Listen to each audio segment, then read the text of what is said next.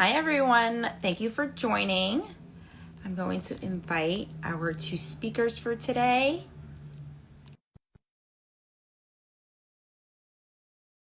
And thank you so much for joining us, everyone. Right on time. Okay.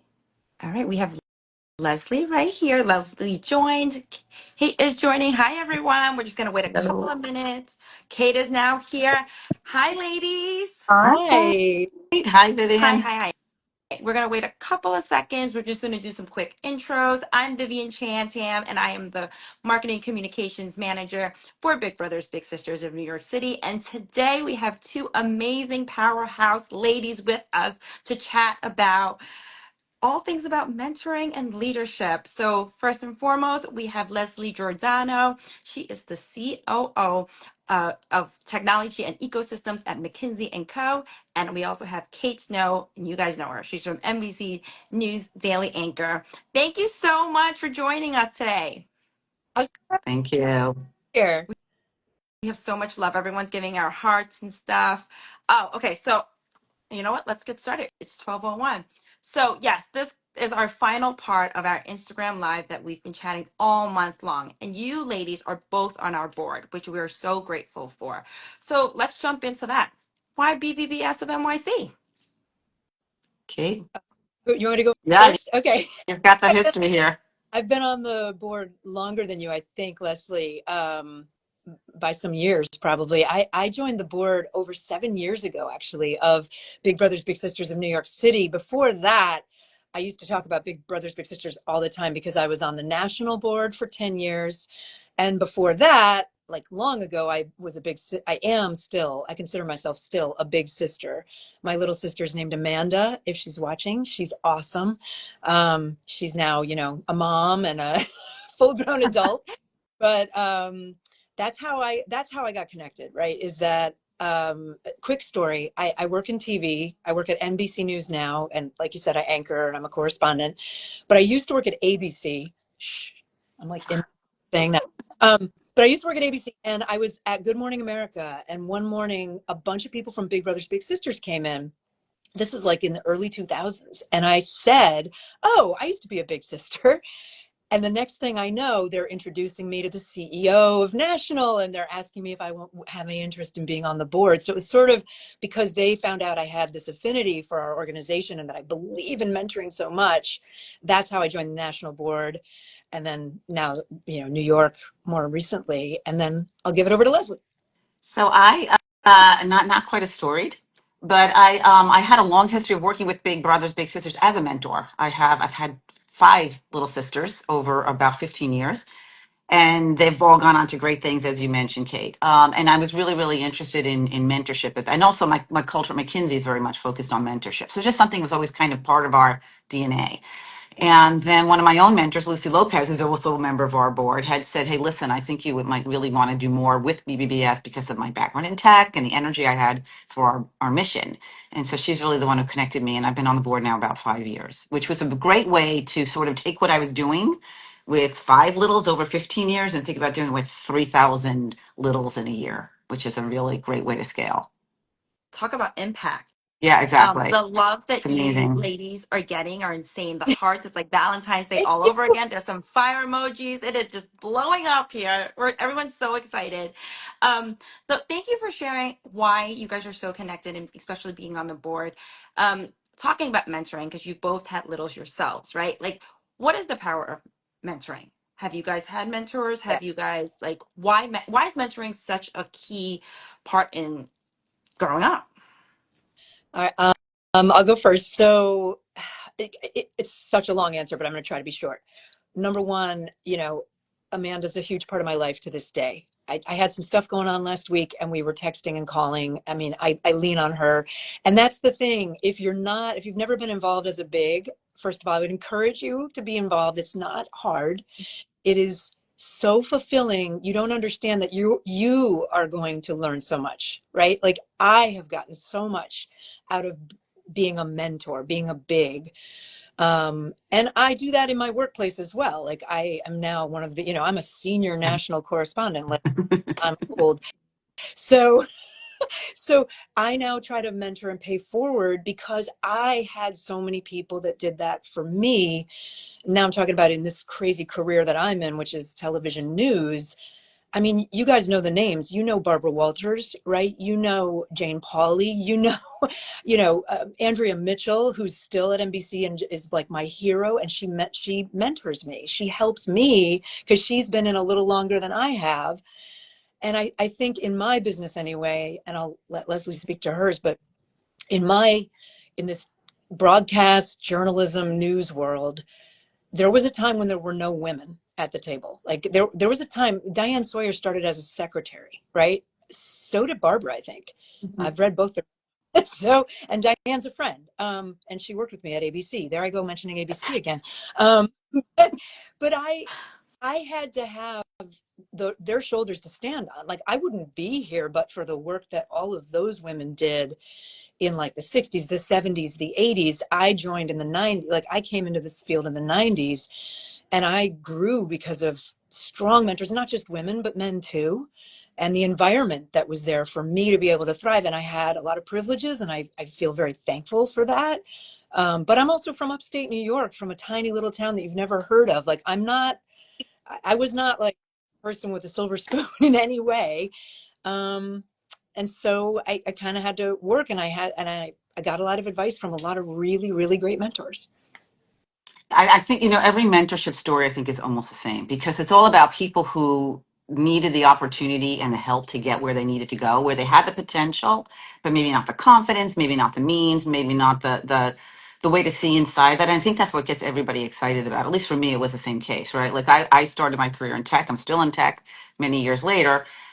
And I always was, I will tell you right now, and my coworkers will tell you, I was supremely unqualified for every job I felt I stepped into. Like I always felt like I could do more. How do I do this? There were things I didn't know how to do in every job. So I maybe had half of what I needed, but I maybe didn't have the rest. And the rest could be skills, it could be confidence, it could be opportunity. And mentors really have helped me along the way to do that. And I'll say, I don't have as quite the names that Kay would offer, but like I'll mention Art Momber because I know he's going to watch this because he was my mentor from 35 years ago, and he was the first one who said he gave me a job that was much bigger than I was qualified to do at that point. I said, "Why are you giving me this? It's so big." He goes, "I think you can do it, and I will help." And he absolutely helped me along the way. And that job was to sell to a company called McKinsey, which is where I work today. And through his mentorship, it led to what became my career, McKinsey today. And I will tell you, last night when I posted this video, the first person to text me and say, "You go, girl," was Art Mombert. And that's almost 40 years later. And I think when you think about the impact you can have over a person's life like that, it's really astounding. And so I got into it with kids because I didn't have kids of my own until I was blessed with my stepdaughter, right? And I really wanted to give back to younger people. And when I saw how much they got so excited, and you literally see their eyes light up when you're mentoring them and Big Brothers Big Sisters, it was so rewarding that honestly, it's kind of selfish. I do it because I like it. I am thrilled that the kids benefit from it, but I do it because I absolutely love it. And whenever we do these experiences at McKinsey, in Big Brothers Big Sisters workplace, or just even in the forums that we provide through BBBS New York, kids are always getting engaged, and it is such an infectious feeling. I think it's really hard to say, like, why do you mentor? I'm like, why wouldn't you? It's so Yeah, yummy. I totally agree. I totally agree. I also think what you said about potential is so real, Leslie. Like I believe that inherently we all have potential. Every single human has Right. potential. And does it get nurtured? Does it get grown? Does it, do people get the help to be the best person they can be? And unfortunately, the way our culture is some people, they just might not have access to the people that will help them grow, right? And so Big Brothers Big Sisters is all about providing that access to somebody outside the family who might have a different lived experience than the family does. It's not to say that bad or worse or whatever, it's just different. And so I think like if Amanda were talking to you, my little sister, like that's maybe what I provided her was sort of a different, I mean, obviously, because I have this crazy job, this job that it's not crazy, but it's a very visible. And I remember when she was little, when we first started meeting, at one point she asked me if I went to college and I said yes. And then we ended up in a conversation where I explained to her what a bachelor's degree is and what a master's degree is, because she just didn't in her family have a lot of people that had gone to college, right? So that is what this is all about. And I actually believe that big picture, this nation needs more mentors, right? Like Absolutely. New York City, but the whole country, like if everyone had a mentor, think about it, what a different world it would be. It's amazing. And that's, I think, the other selfish reason I do it. I said, what can I do to help my community? And I've seen what's happened to the kids. And again, when you mentor in workplace mentoring, you get to know 15 kids at a time. And so many of them gone on to do great things. And I'll just say one great story about Samia, one of my littles, a while back. But this young woman came here at 14, didn't speak English, an immigrant from Bangladesh, got into the lottery program. Parents did everything they could to get here, brought her here. She was absolutely brilliant, valedictorian of her class. And I just recently wrote her reference that got her into a very competitive nursing program because she wants to give back.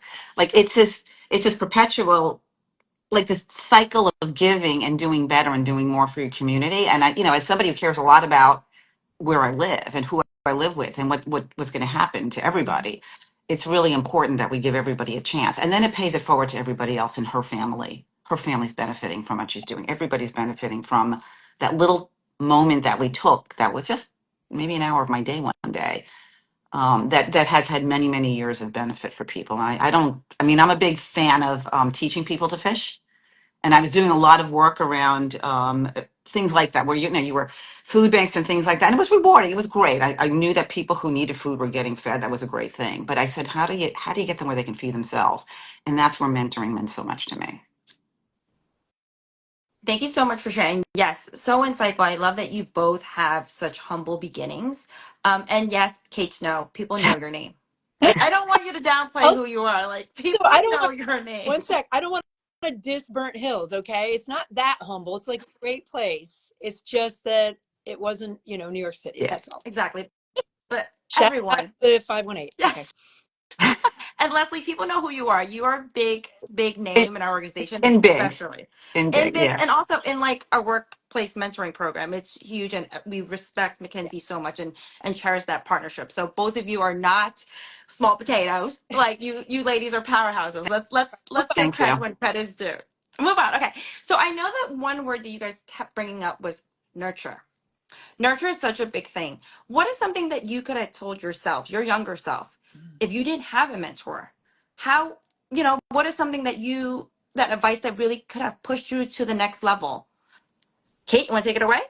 Oof, that is a really good question. I mean, I did have, my parents are my biggest mentors, right? So I had a lot of support at home from both my parents. I was thinking about, because you said you might ask us about like advice to younger self, and I was thinking about it, and I actually think for me, if anyone knows me or watches my work, you might know that I can be intense. Like I really like work hard. And so I feel like I would say laugh more and maybe have a little more grace for myself, right? Like a little ability to kind of laugh things off and not get too serious about everything. Like that is my Achilles heel for sure, is that I don't laugh enough in this life. Yeah, that's what I would say. Less.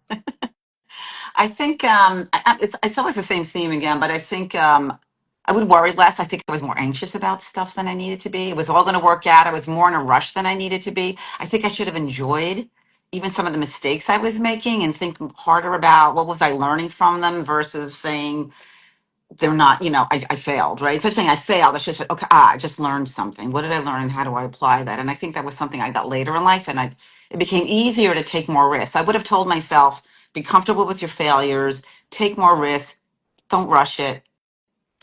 You can do it, and I think that it took me a while to get to that point where I could be comfortable with all of those things. And had I done it in my, say, 20s, and I tell every woman I talk to in their 20s, I say, don't worry, it's all going to work out. I promise you, it is all going to work out.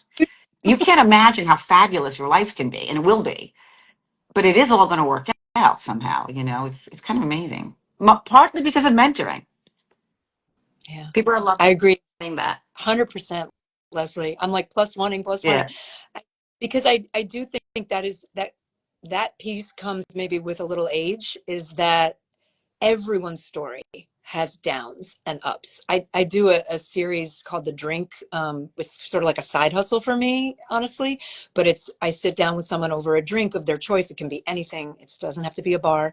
And we talk about, actually, there's a new one out today with Melissa Fumero. She's the actress from Brooklyn Nine-Nine. Mhm. Maybe you guys know. So anyway, this is not an ad. I Every wrote it down. Yes, every we're watching it. every person that I've talked to on The Drink, and they're from all different fields, it's about how they got to where they are. And it's always, I tell you, we've done more than 50 or 60 of them now. Everybody has these downs and ups and downs and downs that almost crush them. Yeah, Most popular people or famous people or people you know as influencers, they've had struggles. I've had struggles. I'm sure Leslie's has a lot of struggles. Like, it's normal. And that is, as Leslie said, what teaches you. It's where you learn your biggest life lessons. right. Absolutely.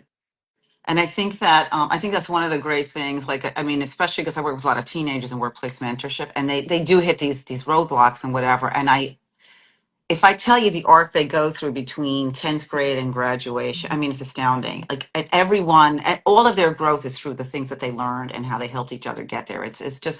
It's really a great feeling. I mean, I go to the graduation every year at the school when that class graduates, and it's amazing to see these kids. I mean, they're all grown up now and they're going off to these great lives. You watch them through that journey. And those of you who are parents see it with your own kids, but to see it at scale with 15 kids that were strangers to you and now see them go out to be successful, it's just really powerful. You're teaching a lot of people how to fish, for sure. Exactly. And I'm not a big fish eater, but that's okay. I'll try. I love Sushi. it. So you know that Big Brothers Big Sisters, we're hitting a big year. Yes, We're we are. 120 years old. Can you guys believe that? Is there a name for that? 120? Is it like It's like Five. centennial? you're 12 No, biennial or I don't something. know. I know sesquicentennial is 150. So we got 30 more years till that. These are no time. With this much fun, Yeah. we'll blink of an eye. With that said, we are 120 years old, and that is an impact. That is legacy, especially in New That's York New City. York. I mean, that's just New York, right? The That's agency. right. Yes, it started all in New York in 1904, so we are like the cornerstone of the organization. Do you ladies want to talk about how it feels to be part of a 120-year-old organization? Man, it's really powerful, right? Yeah.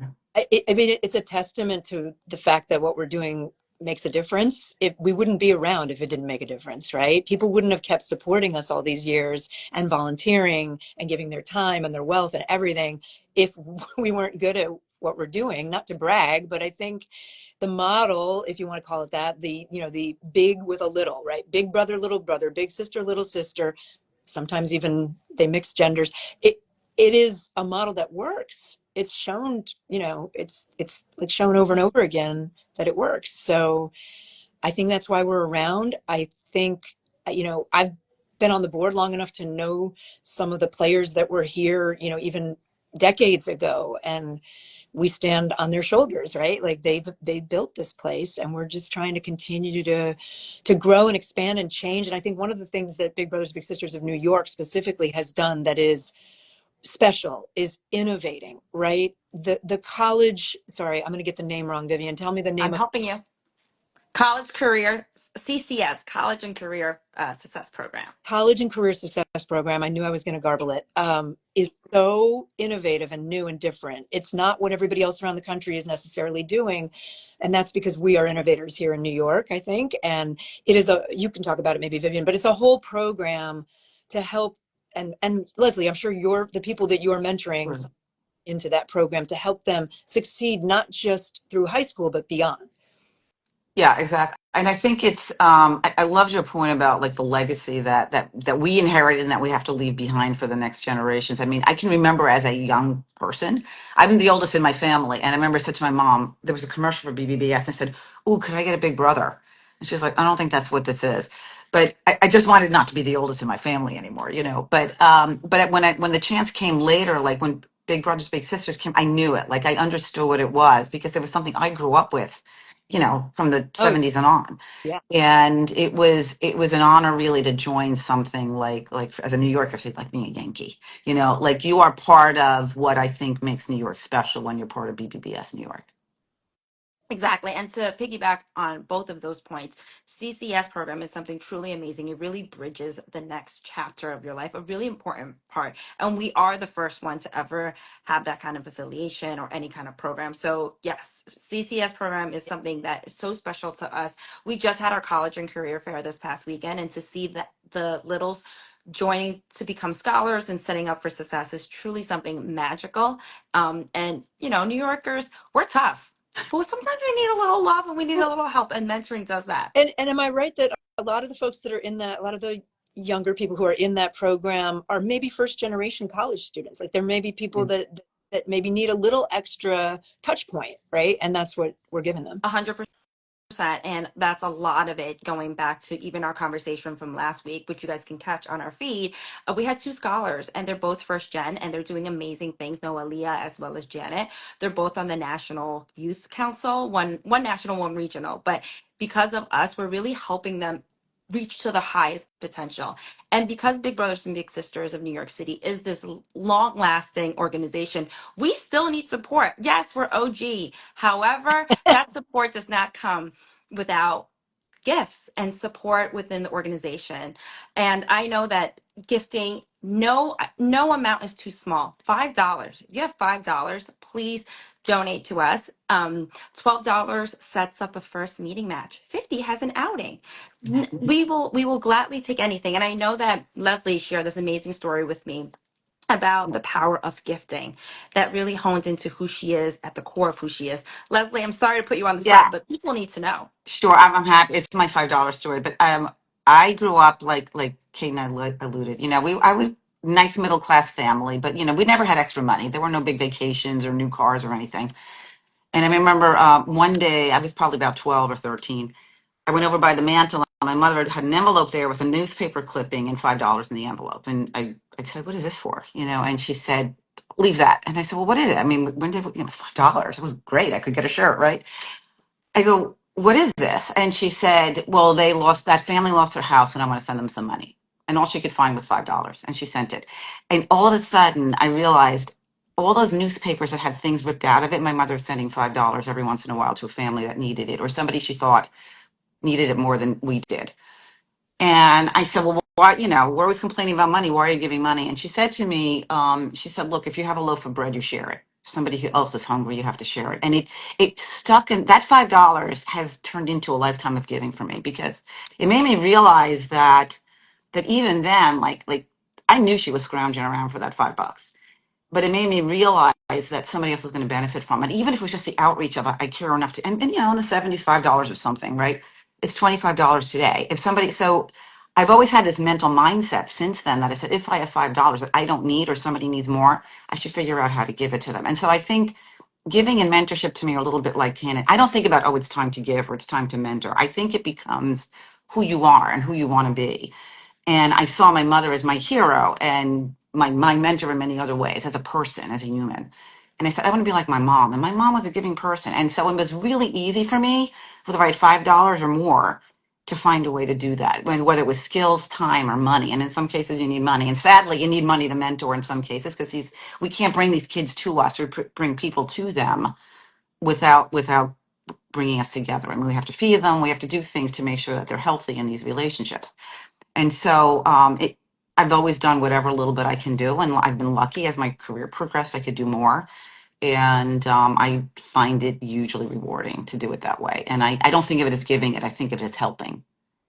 Man, I'm almost crying, Leslie. I almost did, because I can't talk about my mom much, but without crying. But it was really, really powerful to me. I think she set me up. I mean, she didn't know that $5 turned into 5 decades of Yeah, giving for me. So, beautiful. It's beautiful. The other thing that, I don't know if you've had this, Leslie, but a lot of people will ask me when they hear about Big Brothers Big Sisters, they sort of think, oh, okay, so that's that cute, that's that great organization where people volunteer and they're bigs and they're littles, or they're volunteering as bigs, and they don't think it costs anything. yeah. Like they think that it's just sort of, we hook people together and then they go do their thing. I just want to say that that's not the case, and maybe you could build on that, but Yeah. it is actually expensive to do what Big Brothers Big Sisters does, because there's tons of checking and making sure that matches are perfect for each other, and making sure that, you know, we don't want people who aren't qualified to be a mentor, right? So that Right.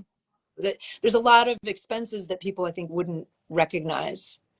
Yeah, and program managers are terrific. I mean, they're social workers who are doing this, but they have to feed their family too. So the volunteers, people like me, like Kate, are doing this out of our own volition, and I don't benefit from it in any way financially, right? And I do because I want to do it. But the person who's going to set up the program and make sure that I, as a big, have a good, effective program to give to this kid at the right point in their life, they have to feed their family. So I don't know. I look at it as a social tax. I don't even look at it as a donation. I look at it as like, this is what I am doing to help the community I live in. Because I know that those kids are going to go on to better things. Those program managers are going to go on to feed their families.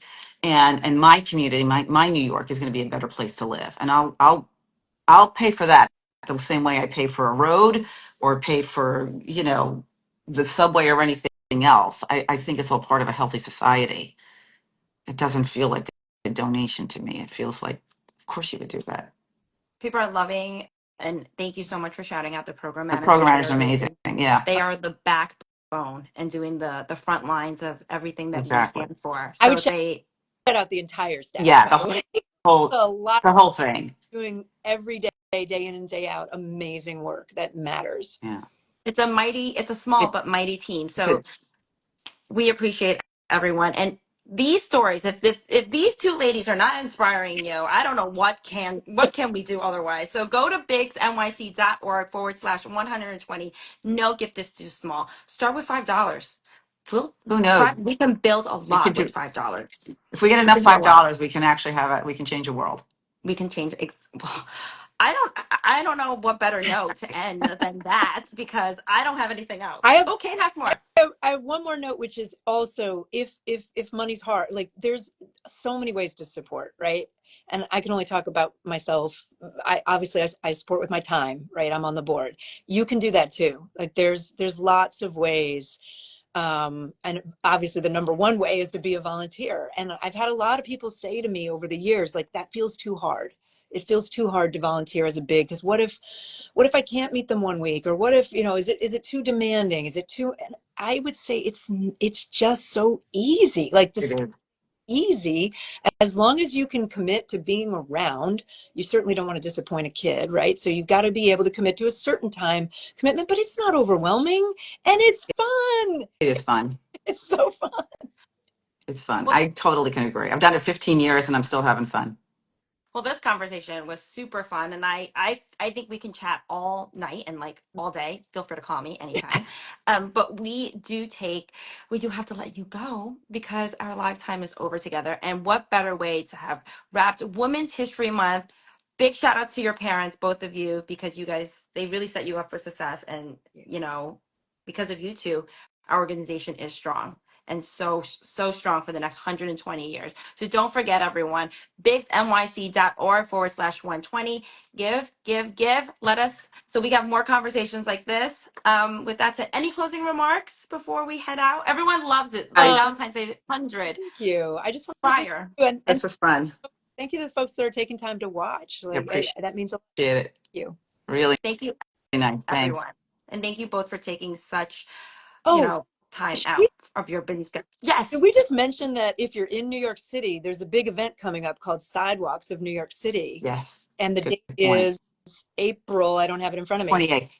Monday, April 28th. April 28th. Get those tickets. That's These ladies another will way to be there. we'll Yes. be there. It's real. That's We will be there. really fun. That's really fun night. Yeah. Yeah, so please come. We have a big surprise. I cannot say who the entertainer is, but you don't want to miss it because it's another New York staple, just like these two amazing powerhouses. Thank you, Leslie. Thank Thank you, you. Kate. We appreciate you, and catch us on the next All right. live. Bye, Bye, everyone. folks. Thank you all.